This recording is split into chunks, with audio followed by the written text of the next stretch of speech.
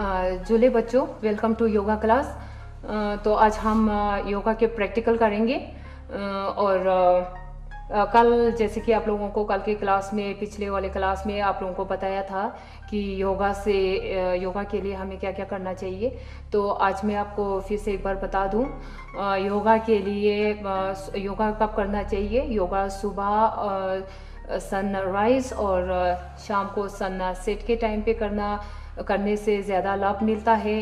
और योगा करने से पहले हमें फ्रेश होना है, टॉयलेट होके पहले जाके शौच करके शुद्धि करके फिर हमें योगा करना चाहिए।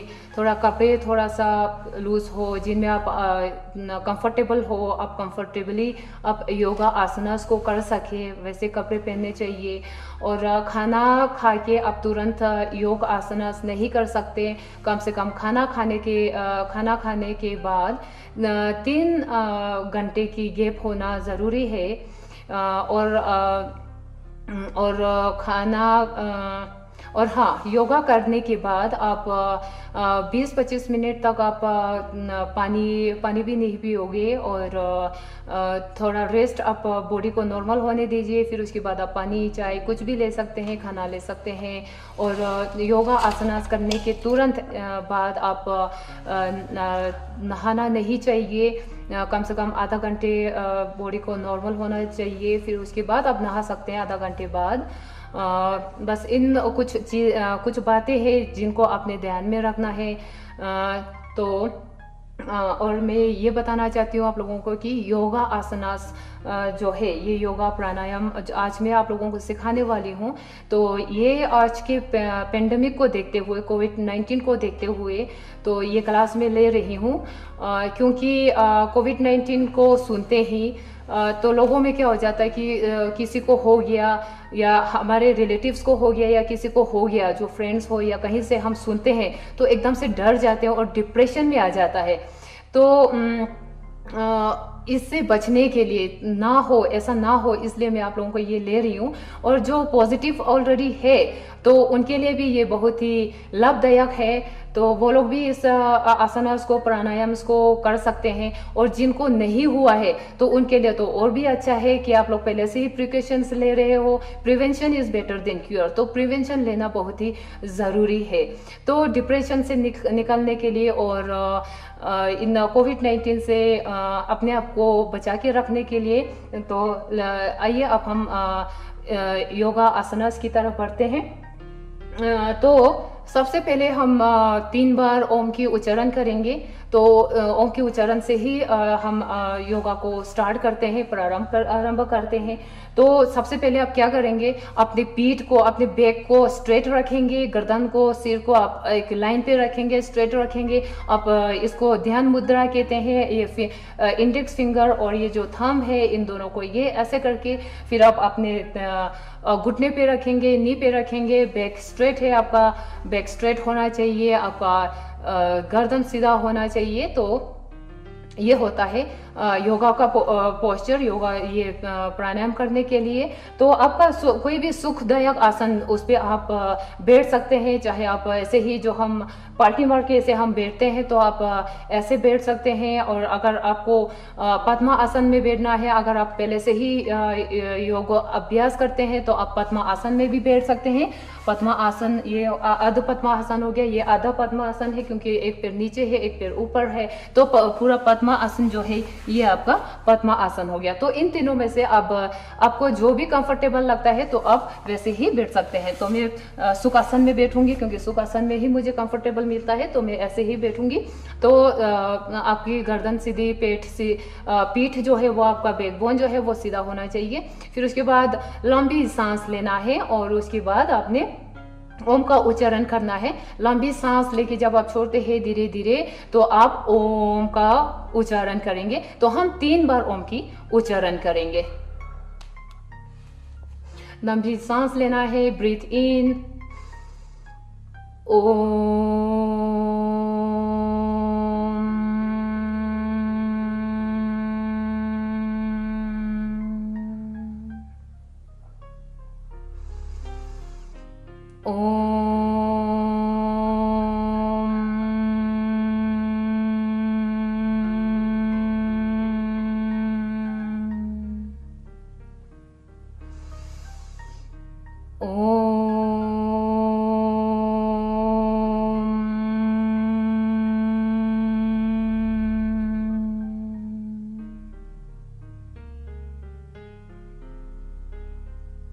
वाइब्रेशन को थोड़ी देर के लिए आपने जो हमने ओम का उच्चारण किया उससे एक वाइब्रेट प्रोड्यूस होता है, तो उस वाइब्रेशन को आपने महसूस करना है।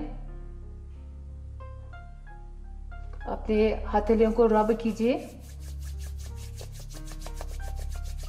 और गरम हथेली जो है थोड़ा सा कटोरी टाइप का ऐसे बना के अपने अपने आंखों पे लगाना है और धीरे से आंखें खोलिए। इसके बाद अब हम शुरू करेंगे योगा एक्सरसाइजेस, जो आसनास है उसको करने से पहले हमें थोड़ा सा सूक्ष्म व्यायाम, थोड़ा सा योगिक जॉगिंग जो कहते हैं वो करना चाहिए। अच्छा, हम योगिक जॉगिंग की तरफ नहीं जाएंगे क्योंकि समय बहुत ही कम है, तो हम सूक्ष्म व्यायाम की तरफ बढ़ेंगे। तो सूक्ष्म व्यायाम क्या होता है कि पहले हम गर्दन से ही हम स्टार्ट करेंगे। तो पहले हम सिर को ऊपर पीछे की तरफ लेके जाएंगे, गर्दन को, और फिर यहाँ से पूरा स्ट्रेच करेंगे और फिर नीचे की तरफ धीरे धीरे। जब आप पीछे की तरफ जाओगे तो आपने ब्रीथ इन करना है और नीचे की तरफ एक्सहेल करना है।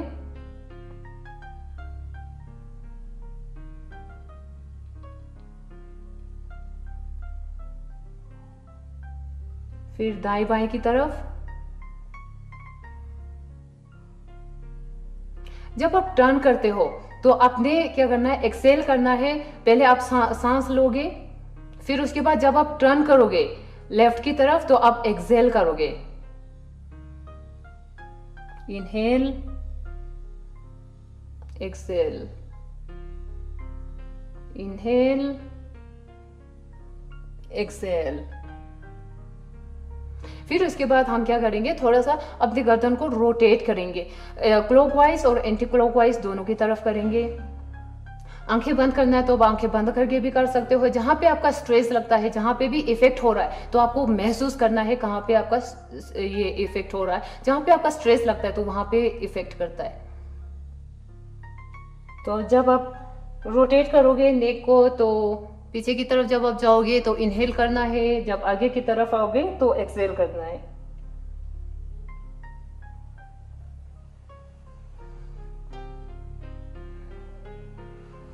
रिवर्स।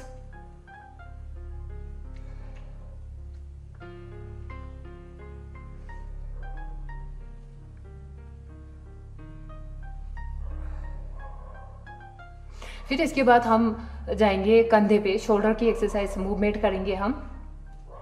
तो इसके लिए आप अपने फिंगर्स को आप शोल्डर पे रखोगे, फिर आगे से आप पूरा रोटेट करोगे। यहाँ से आप टच भी कर सकते हो, यहाँ से टच होना चाहिए और पीछे की तरफ पूरा लेके जाइए। और जैसे कि आपका ये आगे की तरफ आता है, आपकी एल्बोस आगे की तरफ आता है, तो आपने एक्सहेल करना है और पीछे की तरफ आपने इनहेल करना है।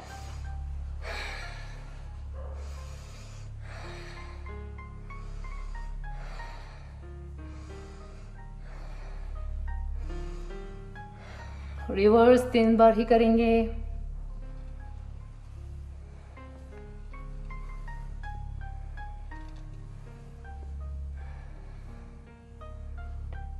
फिर इसके बाद अपने हाथ को शोल्डर पे रखिए, फिर आप एक्सटेंड करेंगे, फिर ऐसे 3, 4, 5 टाइम्स ही करेंगे। हमारे पास ज़्यादा समय नहीं है। अब अपने ब्रीदिंग को आप लेते रहिए।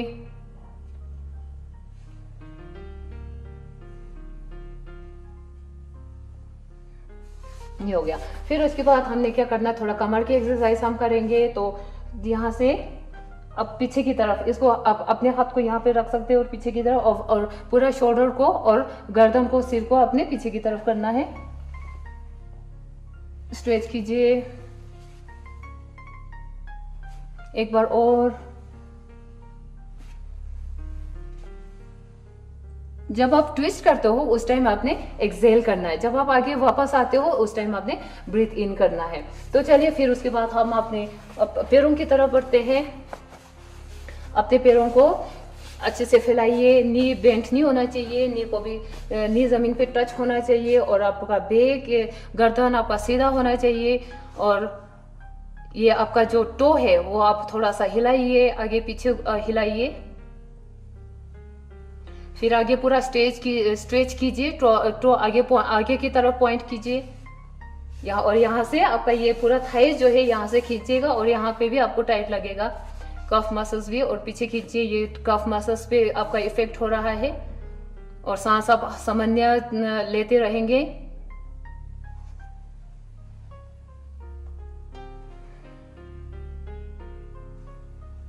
जब आप पीछे की तरफ कर रहे हैं आप इनहेल कीजिए, फिर एक्सेल, फिर उसके बाद आप ये इसको एंकल को आप रोटेट करेंगे, धीरे धीरे कीजिए, 3 4 5, फिर इसके बाद आप रिवर्स कीजिए, 2 3 4 5, फिर आप क्या करेंगे, इसको घुटने को आप पटकेंगे, थोड़ा सा इसको ऐसे ये कीजिए। इससे अभी जो हमने किया, जो टो भी हमने आगे ये पॉइंट किया और हमने फिर ये किया था, तो इससे आपका क्या होता है, आपके घुटने जो यहाँ पे जो लिगामेंट्स आपके लूज हो गए होते हैं, तो उसके लिए भी बहुत ही लाभदायक है। जिसको भी घुटने में दर्द हो तो वो ये कर सकते हैं, वो कभी भी कर सकते हैं, इसके लिए कोई समय की पाबंदी नहीं है। ठीक है, फिर इसके बाद अब हम आगे बढ़ते हैं। तो आज आपको मैं सबसे पहले आपको सूर्य नमस्कार बताती हूँ, सूर्य नमस्कार कैसे करते हैं। चलिए अब हम सूर्य नमस्कार करते हैं, काउंटिंग के साथ करेंगे। और सूर्य नमस्कार करने से पहले मैं आपको ब्रीदिंग के बारे में बता दूं। जब आप आगे झुकोगे, इसमें क्या है कि योगा में आसना जब आप करते हो तो आगे जब झुकते हैं तो हम एक्सेल करते हैं, जब हम खड़े होते हैं, और जब हम अपने चेस्ट को एक्सपेंड करते हैं या खड़े होते हैं तो उस टाइम हम ब्रीदिंग इन करते हैं। तो इसको ध्यान में रखना, और साथ साथ में मैं आपको बताती जाऊंगी। हम काउंटिंग के साथ करेंगे सूर्य नमस्कार। जैसे नंबर 1, सांस लीजिए ऊपर नमस्कार पोजीशन पे, और फिर आगे आइए सांस लेते हुए। फिर आप नंबर 2 सांस बाहर की ये सांस लीजिए। 3 आगे झुकेंगे, एक्सेल करेंगे। 4 सांस लेंगे। 5 सांस छोड़ेंगे। 6 7 सांस लेंगे। 8 सांस छोड़ेंगे। 9 फिर वापस जाएंगे। 10 पैरों को आगे मिलाइए। 11 पहले की स्थिति में। 12 ये हो गया आपका कंप्लीट एक सूर्य नमस्कार का एक राउंड। तो अब ऐसे आप रोज इसको 3 4 5 स्टार्टिंग पे आप 5 बार कर लीजिए, फिर उसके बाद आगे आगे आप बढ़ाते जाइए, आप जितनी बार भी कर सकते हैं। तो ये एक कंप्लीट एक पैकेज है सूर्य नमस्कार, ये अपने आप ही कंप्लीट एक पैकेज है। ज्यादा अगर आपके पास टाइम नहीं है तो इसी को करने से भी आपका पूरा हेड टू टो आपका एक्सरसाइज हो जाता है।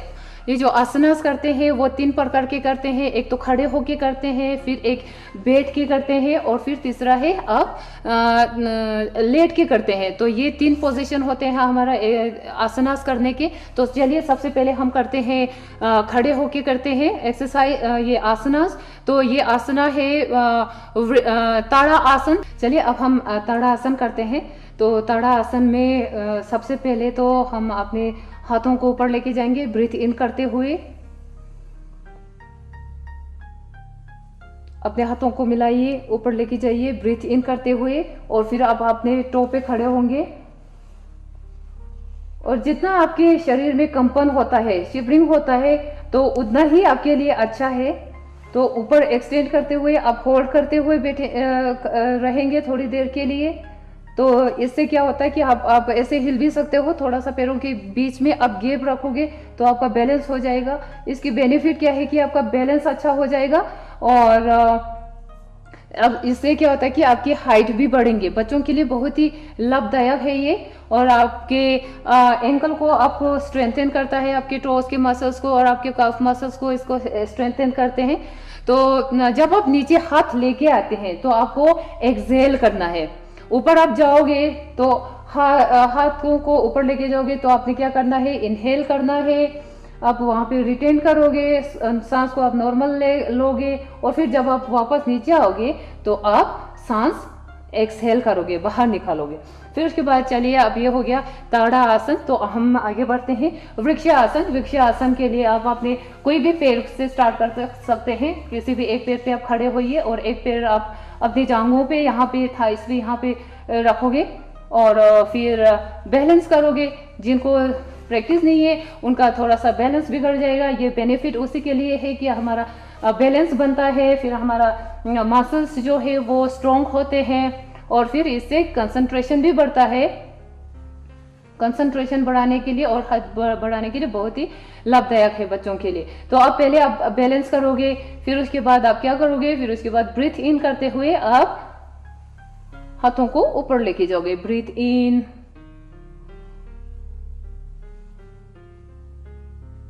थोड़ी देर आप यहाँ पे मेंटेन रखोगे अपने बैलेंस को।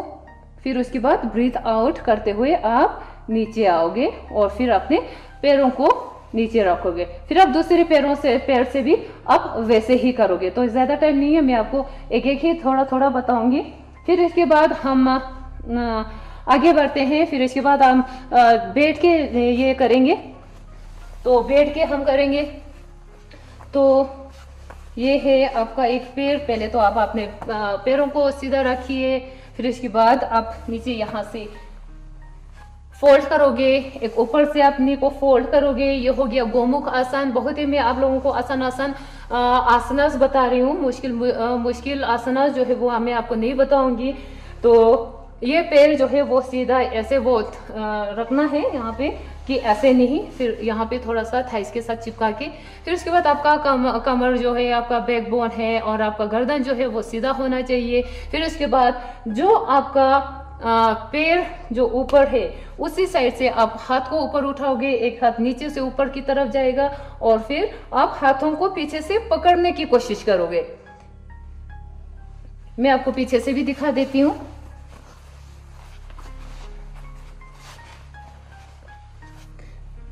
ये आप हाथ को यहाँ से, ये एक हाथ, दोनों हाथ को पकड़ सकते हो। अगर आपके हाथ नहीं आता है तो आप एक स्कार्फ ले सकते हो, स्कार्फ के हेल्प से, मदद से आप कर सकते हो।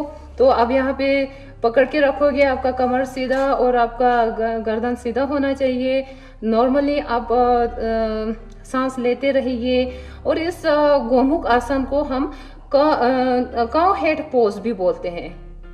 तो धीरे से सांस को छोड़िए और अपने पहले वाले पोजीशन पे आएंगे। फिर उसके बाद पहले हमने ये वाला पैर हमने ऊपर रखा, लेफ्ट पैर ऊपर था और राइट पैर हमारा नीचे था। तो आप चेंज करोगे, बिल्कुल धीरे से करना है। फिर उसके बाद आप चेंज करोगे, जो पैर पहले हमारा ये वाला ऊपर था, लेफ्ट पैर, अब इसको नीचे रखेंगे। फिर उसके बाद हम राइट को ऊपर करेंगे। गोमुख आसन किस लिए? क्योंकि यहाँ ऊपर से, यहाँ से देखने से गौ का जो काव होता है ना, काव के मुख यानी कि उसके फेस की तरह दिखता है, तो इसलिए उसको कहते हैं गोमुख आसन। तो ये वाला पैर हमारा अभी ऊपर है, पहले हमारा ये हाथ ऊपर गया था, अभी हमारा ये वाला हाथ ऊपर की तरफ जाएगा और पीछे की तरफ खींचना है। इसकी बेनिफिट क्या है कि इससे बेनिफिट ये मिलता है कि आपका चेस्ट पूरा खुल जाता है, आपका स्पाइन जो है वो भी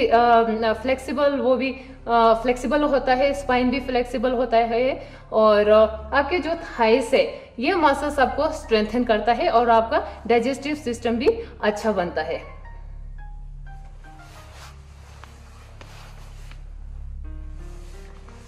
फिर इसके बाद हम करेंगे, अभी हम लेट के करेंगे।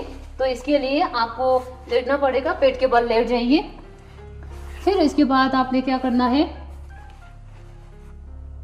आपके हाथ ऊपर एक्सटेंड करोगे, एक्सटेंड करके फिर आप इसको कहते हैं नौका आसन। तो आप पैरों को उठाओगे और आगे से आप हाथ भी उठाओगे, तो ये नौ के शेप में बनता है एक, तो इसलिए इसको नौका आसन कहते हैं। तो आप क्या करोगे, सांस लेंगे। नॉर्मली आप सांस लेते हुए ऊपर उठोगे,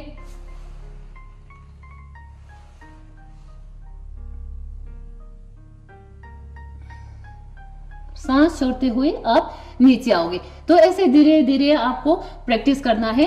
तो इससे क्या होता है कि आपका पूरा पेट यहाँ से एक्सटेंड होता है, इसके आपके एब्डोमेन पे जोर लगता है, तो आपका डाइजेस्टिव सिस्टम भी अच्छा बनता है, आपका अंदर लीवर भी अच्छा बनता है। और फिर आपके शोल्डर जो इसको हम स्ट्रेच करते हैं, आपके हाथों का, शोल्डर का, ये पूरा आपका स्ट्रेंथन होता है। चलिए, अब हमारा आसनास हो गए, तो इसके बाद हम प्राणायाम की तरफ बढ़ते हैं। तो प्राणायाम में सबसे पहले हम उद्गीत करेंगे। उद्गीत में क्या है, ओम चैंटिंग होता है, तो हम ओम चैंटिंग 3 बार करेंगे। तो लंबी सांस लीजिए, स्टार्टिंग पे आपने किया था, आपको पता है कैसे करना है। तो लंबी सांस लीजिए और ओम की उच्चारण करेंगे।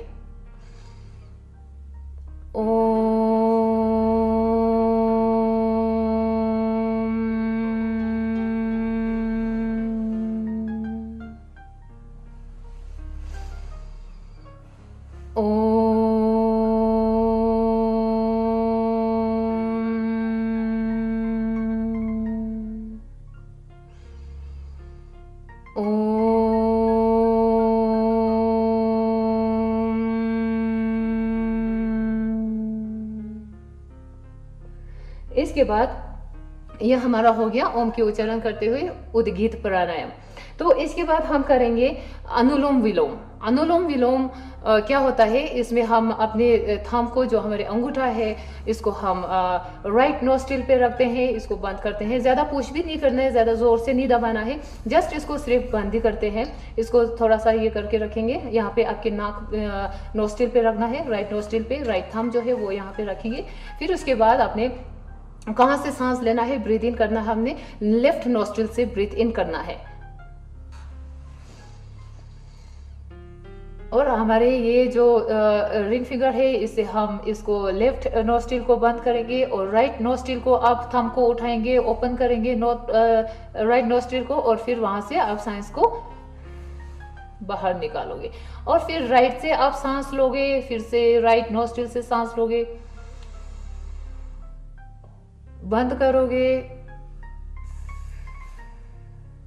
एक्सेल करेंगे। ये हो गया हमारा अनुलोम विलोम। तो इससे क्या होता है कि हमारा कामनेस, हमारा जो डिप्रेशन है और जो भी तनाव होता है मन में, वो खत्म होता है और अपने माइंड को कामनेस रखता है। और इससे हमारी जो भी अस्थमा से प्रॉब्लम जो रिलेटेड है, या रेस्पिरेटरी जो प्रॉब्लम्स है, उसके लिए अच्छा है। और इससे क्या बनता है कि हमारे कंसंट्रेशन भी बढ़ता है, और हमारे इम्यून सिस्टम जो है वो ठीक होता है, डाइजेस्टिव सिस्टम वो सब ठीक होता है। तो ये है अनुलोम विलोम। तो इसको 1 मिनट 2 मिनट आगे आप पहले 1 मिनट के लिए आप कीजिए, फिर उसके बाद 2 मिनट 3 मिनट आगे बढ़ाते जाइए। फिर उसके बाद हम बढ़ते हैं ब्रह्मरी की तरफ। तो ब्रह्मरी क्या होता है कि इसे बच्चों के लिए बहुत ही अच्छा है, लाभदायक है, इससे कंसंट्रेशन बढ़ता है।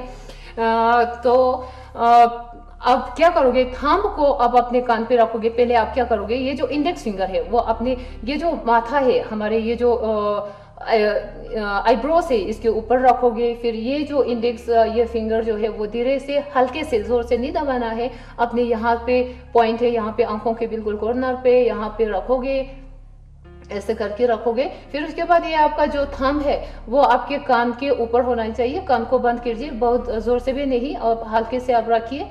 फिर उसके बाद आप क्या करोगे, सांस लोगे। आप सांस लेके आप फिर क्या करोगे, सांस लेके फिर उसके बाद जब आवाज निकालोगे तो वो भौंवरे की आवाज की तरह आता है और पूरा एक वाइब्रेशन प्रोड्यूस करता है। तो इससे क्या होता है, आपका कंसंट्रेशन भी बढ़ता है।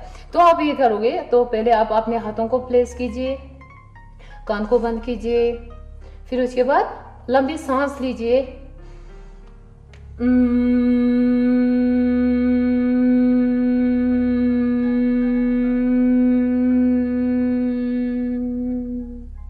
दोबारा से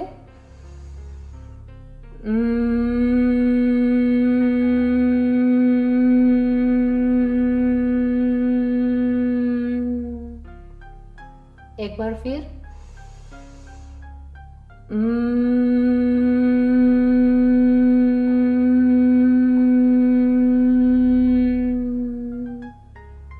आंखें बंद ही रखिए, थोड़ा सा वाइब्रेशन को आप फील कीजिए, नॉर्मल सांस लेते रहिए, सांसों पे कंसंट्रेट कीजिए, कहाँ पे वाइब्रेशन की कहाँ पे इफेक्ट हो रहा है आप उसको ये कीजिए, कहाँ कहाँ पे वाइब्रेशन पूरी आपकी बॉडी में लगेगा और आपके हाथों में लगेगा।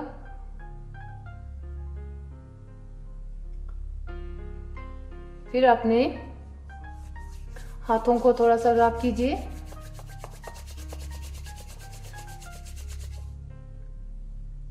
और अपने आंखों पे लगाइए। अब धीरे से आंख को खोलिए। तो इसी के साथ ही योगा क्लास हमारा ख़त्म हुआ। तो उम्मीद करती हूँ कि आपको अच्छा लगा होगा और आप रोज़ योग को करते रहेंगे। योग करिए, स्वस्थ रहिए। धन्यवाद।